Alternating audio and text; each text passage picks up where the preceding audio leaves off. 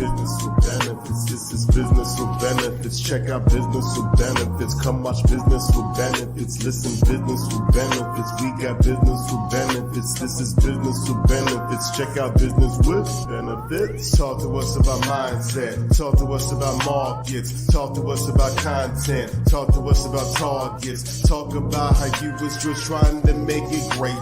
Now you bossed up and really making some paper. Talk to us about B2C. Talk to us about B2B. Learn to think like a CEO. Brought to you by the BTG. Come share info with people on how you did that. Shout out to our guests for really making an impact. Business with benefits. This is business with benefits. Check out business with benefits. Come watch business with benefits. Listen, business with benefits. We got business with benefits. This is business with benefits. Check out business with benefits. Business with benefits. This is business with benefits. Check out business with benefits. Come watch business with benefits. Listen, business with benefits. We got business with benefits. This is business with benefits. Check out business with benefits.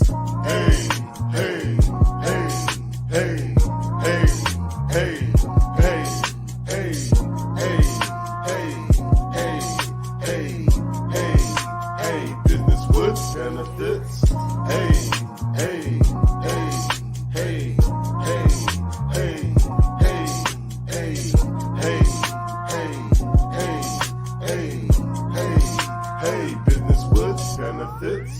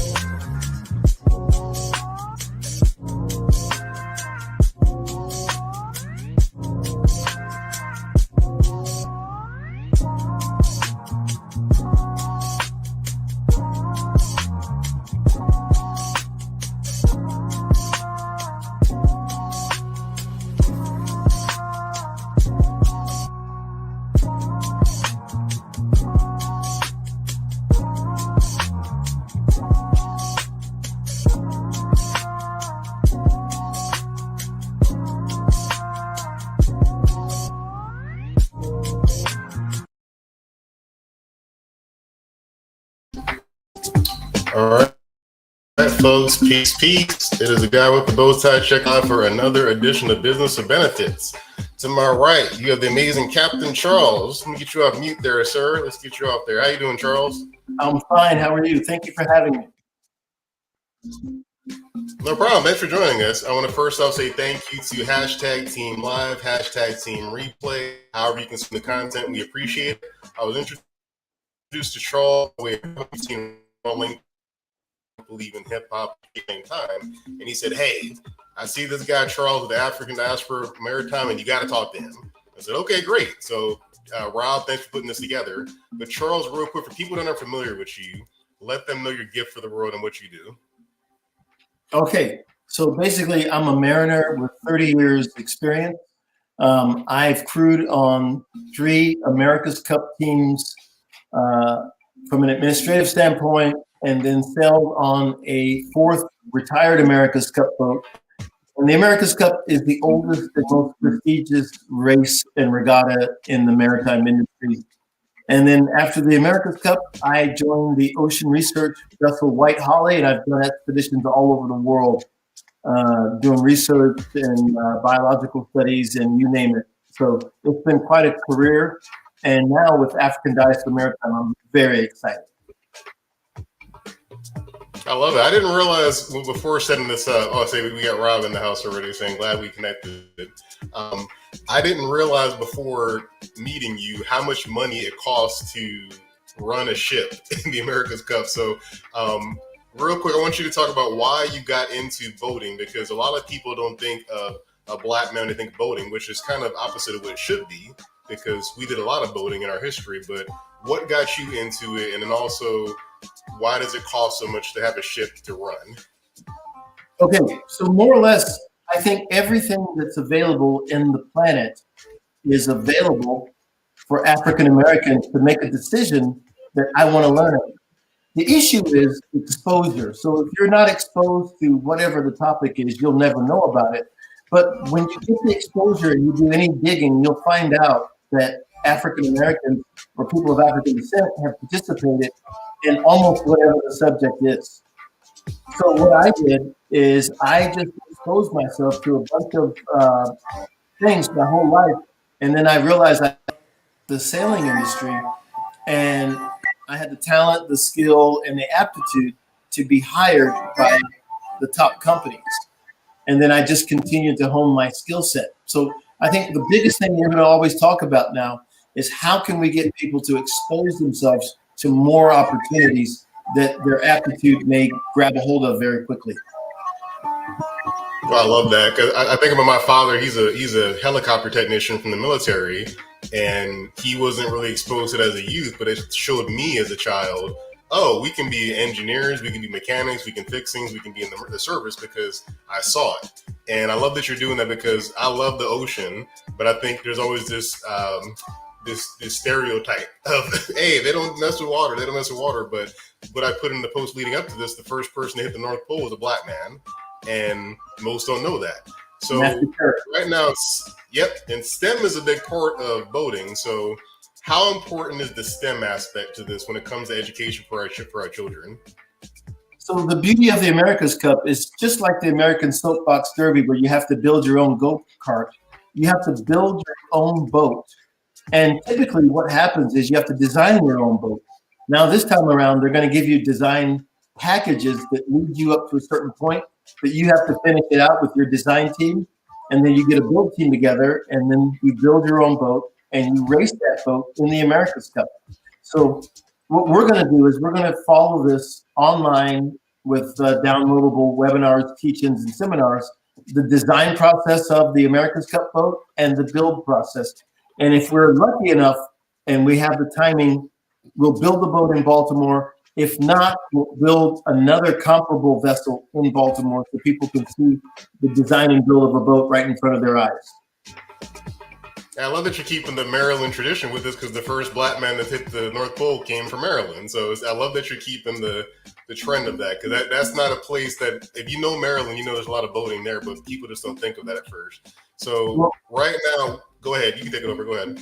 Frederick Douglass was the ship's caulker, and Mariner was the #2 job in America for African Americans behind agricultural for decades. So the history of Black mariners is extraordinary, and I can stack the books up on the history of Black mariners all the way up to my knee. So just one real quick, blackjacks. And this is something that we were going to find out about, that there's a huge history of Black mariners. And this will raise the reading skills, because young people and old will read about these books, because the main character, the protagonist, is them. I love that. That's deep. I saw that book too, looking up for the show. That's interesting.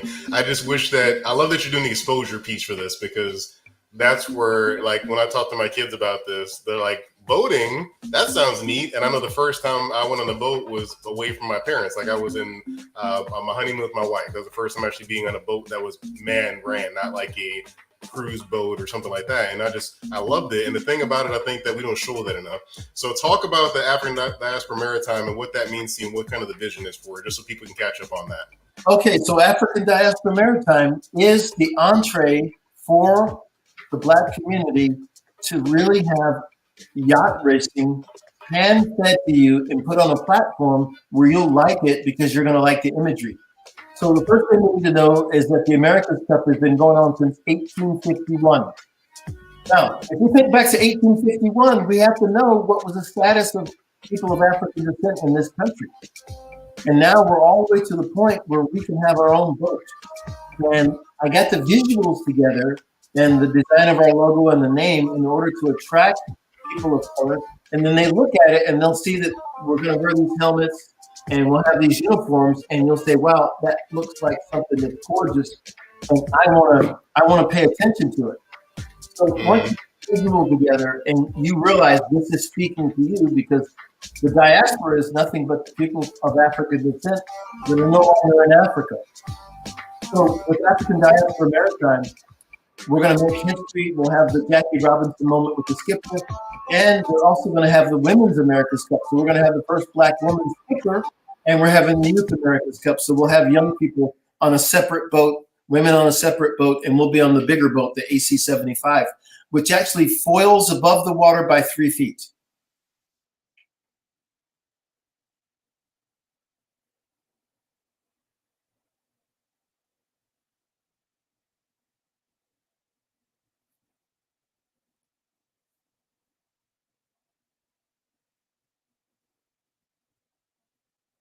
I see I was on mute. That's my apologies for that. I love the education aspect for this. I'm trying to make sure the focus group, are you gearing towards kids, all ages, young adults? What's kind of the focus for you? Well, you know something, we always say in our own minds that it's good to learn something every day, something new. And at what point do we decide as grown men or grown women that we don't want to learn anything? So the truth is, we can learn something new every day. So if you're 80 years old and you're watching this and you say, I can learn something new, here it is. If you're 5 years old and this is new, you can learn that as well. So I'm comfortable learning new things. And I think that that's the way we've got to play this, is that anyone can learn. Mm-hmm.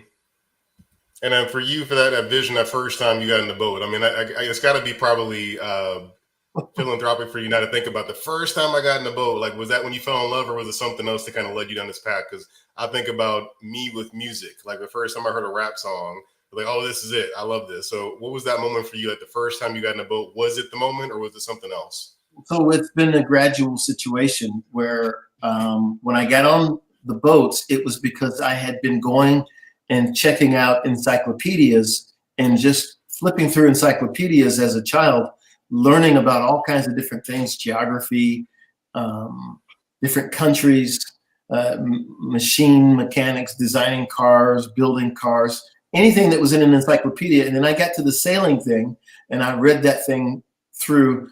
And so I was excited before I'd gotten on a boat when I was young. And then when I got on a boat, I loved it. So remember, the human body is made up of the same chemical breakdown as the ocean. We have salt in our blood, salt in our tears. And so we're made up of the ocean, chemically speaking. So we're at one with the ocean. And typically we talk about just the North Atlantic slave trade as our only exposure. But when you go back to the continent, you'll see that Black people were mariners, and there's also Blacks in the South Pacific. That's why they call it Melanesia. So we've been mariners the whole time. It's just us learning our history and knowing more about it. I'm glad you said that, because there's obviously a constant focus lately for Black history. And to me, it's almost like when Clark Kent didn't know he was Superman, just living amongst people. Then we find our histories like, man, I didn't know we did this and did that. So as you, as a young Black man leading children and everything, how important is it for Maryland's inner city to see that? Maryland obviously has challenges sometimes, But how is it important to you for the inner city youth to see this as a child? Okay, so what I want to say about that is that this is a national team, just like the Jamaican bobsled team. We're based in Baltimore. We're going to sail up and down the Chesapeake Bay, so that's going to be our playground. And the America's Cup is going to be in Barcelona in 2024. So if you find yourself in New York, Chicago, Atlanta, Las Vegas, you're going to like the America's Cup team. And then everything that we do that's an interactive relationship with the local crowd is going to be uploaded. So we're going to have our base camp is going to be open, and people can come and do concentric circles from field trips from school, from boys and girls clubs, church groups, and civic and community groups, and come to see us. And we'll have a normal presentation that goes on a regular basis. And that will always be filmed and always be uploaded on our website. At that point, when they learn the STEM and the history of the Black Mariner, they're going to realize that the STEM jobs are open and that we can't fill these jobs. And if you just get a STEM certificate, you can start out at $35,000, $40,000 a year. And then you get more certificates and your salary just goes up and up. So this isn't just sailing. It's the idea that we have to get involved in the technical aspects of design and build, and also the historical aspects of the history of the Black Mariner.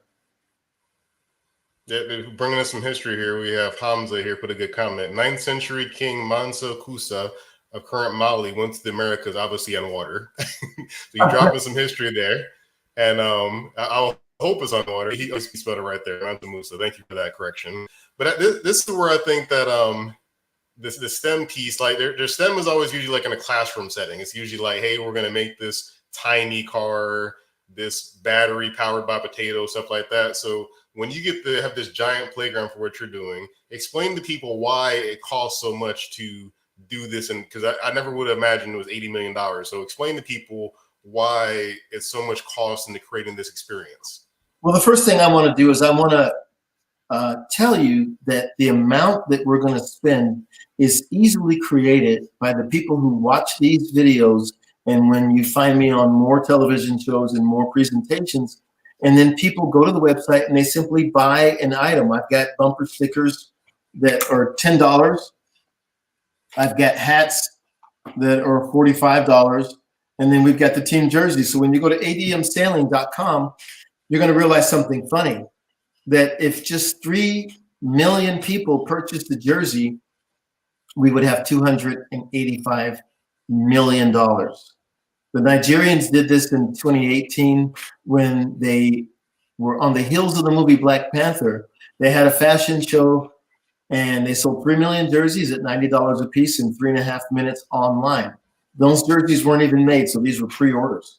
So money is made on a macro level very quickly, and we're a national and international people.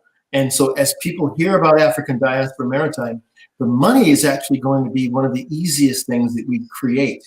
And we're going to end up being a very wealthy team. And I dare say that we'll have the biggest fan base of any team. Now I'll get into why is it costing the number that it costs. The biggest thing in any endeavor is labor costs. So we're going to be paying people that work for us. They're going to make a decent salary. They're going to be housed. They're going to be fed.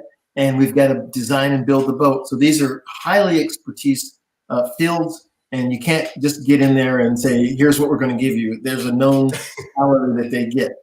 Now, I've been in that industry as well, so I made lots of money, and that's not the point. The point is that when we motivate ourselves as a people, we can start to create our own ecosystem and infrastructure within the African American community. So ADM is going to take, when we make 3 million sales, we're going to take 100 million for the team, and we'll take another 100 million and we'll use it for Craft City, which is going to be opening up 5 craft factories in Baltimore. And we're going to train 50 people to make cold glass sculpting, which when you see it is going to knock your socks off. Check and see if you get presentation in your email, and you might want to load it up. Then we're going to do hot glass blowing, which everybody knows what that is. It's a long tube, and you blow, and you do like this, and you shape your thing. We're going to do tongue and groove woodworking. So this is 50 people per factory. We're going to pay them. $15 an hour to train for 6 months, and then they're going to make the product. Now, guess what? The people who marched for George Floyd around the world was part of the biggest march for any one topic in the history of planet Earth. The customer base is already there. All we have to do is produce something and it will be purchased, and we won't even be able to make enough. So this is the beginning of Greenwood 2.0. Everybody talks about Greenwood that get burned down in Oklahoma. Well, guess what? We're going to have Greenwood 2.0. We'll do it in Baltimore. It's scalable and stackable for Atlanta, New York, Chicago, Dallas, Los Angeles, and any place, Detroit, where there's a huge amount of African Americans. I've identified 50 crafts that we can learn to make and sell them worldwide. So we can get out of the financial difficulties that we are as a people, but not individually. There's plenty of people that are doing very well, but as a group dynamic, we have to control our own economy in our own neighborhoods. That's awesome. And I think when you think about the current state, we're having tech layoffs every day and people are having a hard time finding work. You're making jobs this way by making work for people. And is there, when you think about people getting into this, because there's somebody might be watching this that's never sailed, never done any kind of thing with engineering, math, science, what is kind of a prerequisite while I'm getting the presentation loaded up? What's a prerequisite for people looking to say, hey, I want to raise my hand, I want to help this movement? What's a prerequisite for people that want to get into this to help you build the vision? I love it. So for the actual America's Cup team, there used to be, and you can just see any sailing thing where you'd see the guys going like this. And those are the guys, they call them grinders. So those are the least skilled, but they're the power of the boat. Now they're actually using pedal power because your legs are stronger than your arms. And so we're going to have cyclists that are the pedalers for the boat. So I've reached out to a lot of the Black cycling organizations in Baltimore and elsewhere, and we're going to have cyclists on the boat for the power. And then the sailors are already known. We know who those are.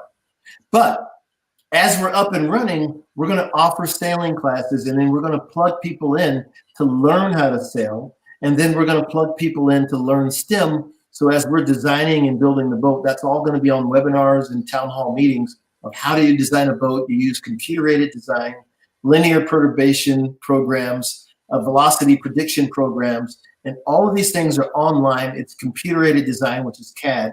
And we're going to get people with STEM on-ramp jobs, and we're going to show them how to plug into that and get these jobs. The next thing is, obviously, with the history of the Black mariner, this is history. So when you read these books, your vocabulary shoots through the roof, your reading skills shoot through the roof, and you realize that to get a job, you've got to have great reading skills and you have to read. So there's a TED Talk that's saying a lot of African Americans don't read, and we have to get ourselves out of that situation. And I'll tell you this, when you see a book called Umbala, The Adventures of a Negro Sea Captain, you have no reason why you wouldn't read that book, because you're going to be inspired, and it's about you. And this guy here, this is Robert Smalls. He's the captain of the Planter. So Robert Smalls was enslaved during the Civil War, and he stole the boat called the Planter from the South and delivered it to the North. And he also went on to become the first group of Black people that were state senators in Reconstruction. He's a senator, so he's Senator Robert Smalls. He bought the plantation where he was enslaved in, and that house is famous to this day in South Carolina. That's what I think I love the most about the Black culture, is that how we take minimal things and make great things out of them. I mean, I think taking a sailboat and turning into a senator is a great story. And I have to gather that that's inspired you as a man, just to see this stuff all the time, to see all these stories of mariners, people getting in STEM, people just learning this and becoming other than themselves just from having that idea. So how important is this to you? 'Cause I know this is a legacy piece for you. What do you see the legacy of ADM being like in the future? Like, you know, when you're long gone, what do you kind of see the legacy of this movement being? ADM is going to be the catalyst to recreate in a scalable and stackable manner Greenwood 2.0. So we know Greenwood in Oklahoma was a mecca for Black business. It was a mecca for Black excellence. and we were the business owners, and we were in the mercantile business of buying and selling and exchanging dollars, and it would rotate through the Black community and circulate multiple times. So what we're doing is we're going to recreate Greenwood 2.0, and we're going to start to own more businesses. You know, George Jefferson had a deluxe apartment in the sky, and he just had a dry cleaner. This was just the dry cleaners, and he lived in a very nice place, probably nicer than here where I am now. And this is pretty nice too. But we have to understand that you need to buy something and sell something. And if you own it, it's built for you. And so once we start realizing that, we can look at our communities and say, what are the things that we can own, and what should we own, and why don't we? I mean, a simple basic question. Where would we be if the basketball players, and only the basketball players that are drafted into the NBA, had started one business for $100,000 in the community where they were born from 2000 to 2015? Forget about COVID. How many businesses would we own? So you put the NFL in there, you put some of the entertainers in there, and then all the business people, and say, put $100,000 into a business and create it in your hometown. Not where you are now in a skyscraper and in the nicest place in the world, but where you started out. So ADM is going to take that theory, and we're going to start the businesses. So with the 5 craft factories, we already know that we can tell everybody, buy where you live, then the laundromat, the convenience store, the all the little shops, we can start owning those things. And when we recycle the dollar 4 times, we stabilize our own communities. And that's what we have to do. So it's incumbent on us to be in the capitalist world where we happen to be, and we have to learn the capitalist game, and it's not a game, it's really serious. So that's what we're going to do. And when we give ourselves ownership, there's going to be a pride of place. And when we go and shop and we buy and use Black businessmen, their chest is going to burst with pride that they're a vendor for ADM, and we're going to spend the money with them. I love this. So definitely, if you've seen my work on LinkedIn, is trying to showcase this as much. I'm definitely appreciative this is happening. And when you think about, you've already been part of a winning America's Cup team already. So if you think about if I'll say when African Diaspora wins, what will that mean to you as the creator of this whole thing? I love the question. So in the Olympian ideal, this is not the Olympics, but in the Olympian idea, and the ideal is that to compete, to struggle, to strive, to work towards something, it actually gives you energy and makes you a better person. So I don't need to say that every NFL team doesn't win the Super Bowl every year. Most of them lose, right? So you ask yourself, did I fail because I lost, and I didn't get to the Super Bowl, or did I do the best I can do?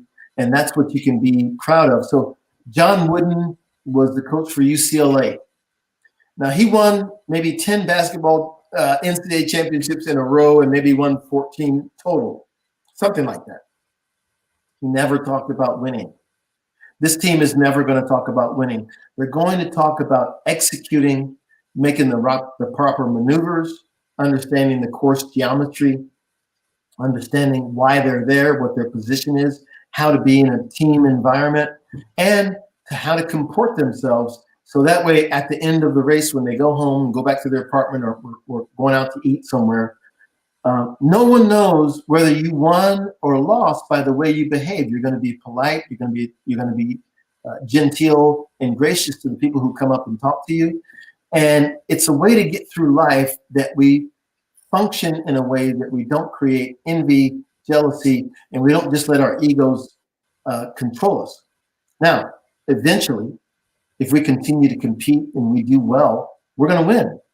And that's going to be a time of introspection and humility, and a time that we really honor the people who've gone before us that paved the way. You know, they walked over the bridge and they were beaten. They were at the plantation and they were beaten. They were shipped over here and they were beaten. And these people are our ancestors and legacy, and they're looking down and saying, I'm proud. And we're looking up with a tear in our eye and saying, you went through so much to get us here. What can we do to inspire our our people to accomplish more. So that's going to be our attitude. As a matter of fact, at a number of our events, we're going to do Sailing 101 with remote control boats. And the remote control boats are about 6 feet high from the tip of the sail to the bottom of the keel. We're going to build a pool indoor, and we're going to do concentric circles with students and community groups, and we're going to do Sailing 101. With the history of the Black Mariner, we've got movies. We're going to do dinner and a movie at the Reginald Lewis Museum. And if we inspire ourselves and you get that spark in people's hearts and minds, they're going to go out and create. And we're going to hear less and less of these terrible news reports of just the unrelenting violence that we're hearing about. And we're going to start hearing all the great stories that we have to hear. So our goal is to change the mindset at large. And then we know that the cream is going to rise to the top. And we've got plenty of cream.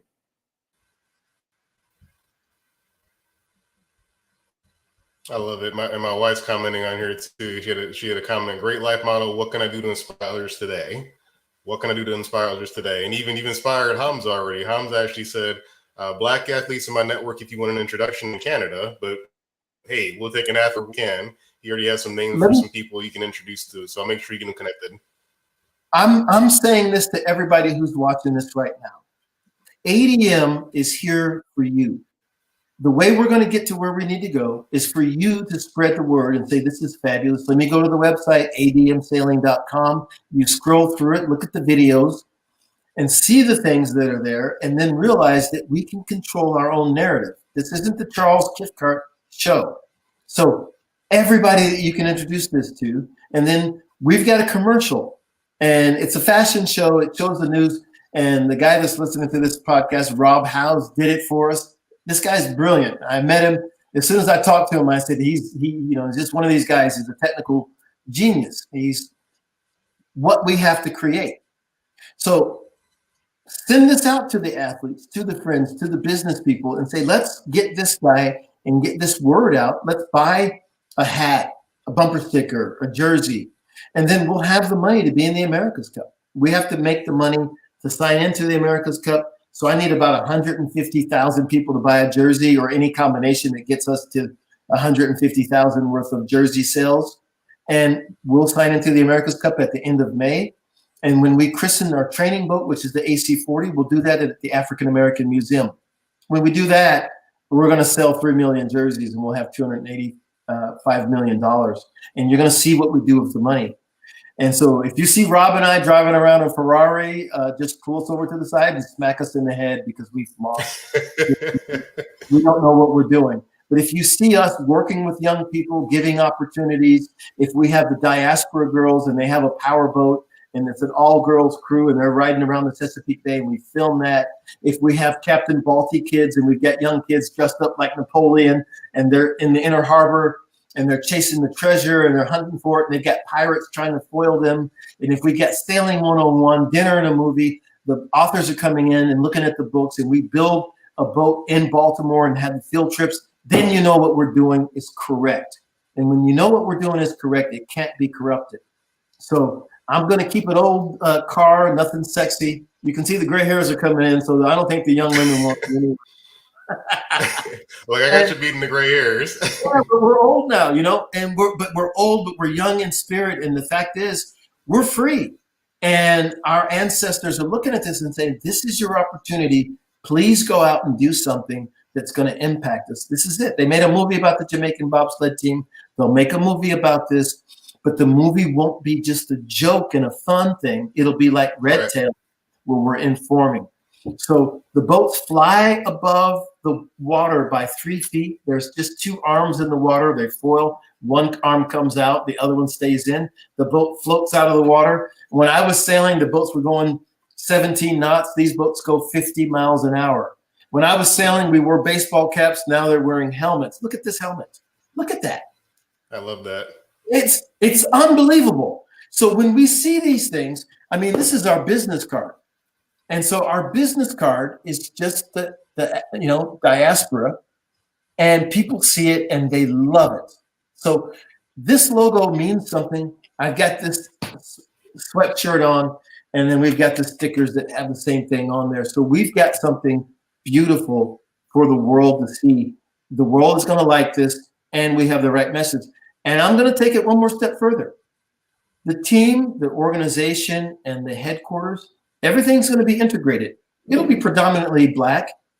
We'll have people from the diaspora. There's Black Canadians, there's Black people in the Caribbean, South America, Central America. We're going to bring them all in, all levels of expertise. So if you're in Canada and you're watching this, you're part of this. If you're in, St. Thomas or Nevis or St. Kitts, or if you're in Colombia, you're part of this. If you're in Africa, when we have the Diaspora Cup, when we bring some Africans over to race against us, we'll call it the Nelson Mandela Friendship Cup. When we go over to Africa, we'll call it the Frederick Douglass Friendship Cup, Martin Luther King Jr. Friendship Cup, and we'll race each other. We'll have a team dinner, and we're going to reach out as friends and brothers, and we're going to have to start being compatible and friendly and collegial with our own people.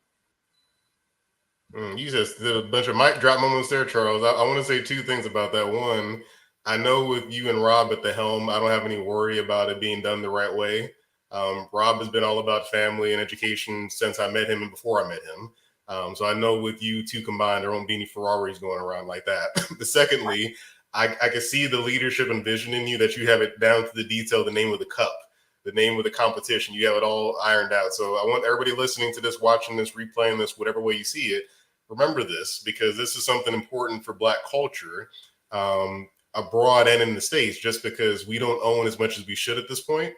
And to see you stepping up into a space that we should dominate, but we don't, but that you're building something for that is excellent. I know the ancestors are happy about that. And this is a great thing to hear for Black History Month, when people are trying to erase our history, that you're working on making it now. That's where a comment I made a while ago. If we're going to erase our history, we got to make more right now. That way, even if you erase the past, we got all this new stuff happening you can't get rid of. So I super appreciate what you're doing for the culture as a father. I got 4 kids, 3 girls and a son, and I want them to see this too, just to see that the things you see as a child definitely impact you as an adult, and to see a Black man doing this. And I think you have children as well. Just it's important to see that part for the next generation, just to understand what can we do, what is possible. I know we heard of this slavery stuff in school, but what about the possibilities, not the bad stuff? I want to be respectful of folks' time, though. As we get out of here, we know, go to the website. So I'm going to do my YouTube dance. Please go to the website, admselling.com. Get something, bumper sticker, a hat, jersey, whatever, like Charles said. But as we part ways right here, what's a closing message you're going to have with people to understand about the African diaspora movement and just what you're doing? The closing message is very simple. We're going to take the money that we make from selling 3 million of our things and creating 285 million to easily afford the America's Cup. And then we're going to build the craft factory. We'll do diaspora sport. We'll buy golf clubs. We'll refurbish tennis courts. We'll build swimming pools in Baltimore, in poor Black Baltimore. And we're going to revitalize the African-American community with this team acting as a Jamaican bobsled team equivalent. When they do the movie, we'll tell the whole story of our lives. And then we're going to move from there. And then we're going to stand back and create a new Tiger Woods, a new Venus and Serena Williams. We'll get into archery. We'll get into badminton, water polo, everything. And we're going to fund it. So ADM is the answer to creating Greenwood 2.0. If you look at the lottery, it's $1 and there's $300 million in it every couple of weeks and somebody wins it.